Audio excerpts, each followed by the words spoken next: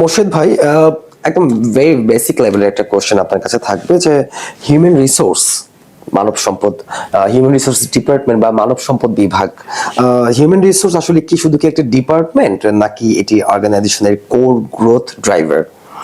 HR ডিপার্টমেন্টকে বর্তমান যুগে যেটা বলা হয় স্ট্র্যাটেজিক ড্রাইভার অফ গ্রোথই বলা হয়, ঠিক আছে, ফর এনি বিজনেস। এটা বাংলাদেশি কনটেক্সটে আই থিংক এখনো এই জায়গাটাতে নলেজ গ্যাপ আছে। আচ্ছা, ঠিক আছে।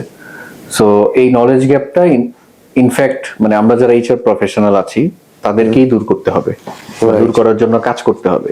হ্যাঁ, সো বিজনেস গ্রোথের জন্য স্ট্র্যাটেজিক একটা ফাংশন হচ্ছে এইচআর।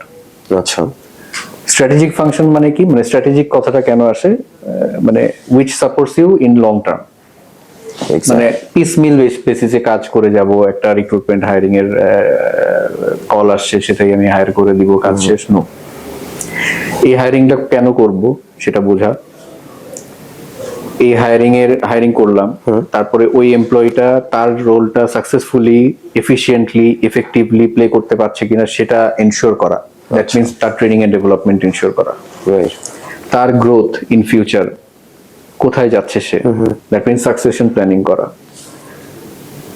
তারপরে হচ্ছে গিয়ে এর পরবর্তী স্টেজটা হচ্ছে গিয়ে আপনার মানে তার গ্রোথ হলো, এখন তার সে যখন এক রোল থেকে আরেক রোলে যাচ্ছে তখন তার এগেইনস্টে, তার জুনিয়র রোলের এগেইনস্টে তো আরেকজন রিপ্লেসমেন্ট হায়ার করে। এটা একটা সাইকেলের মতো কাজ করে।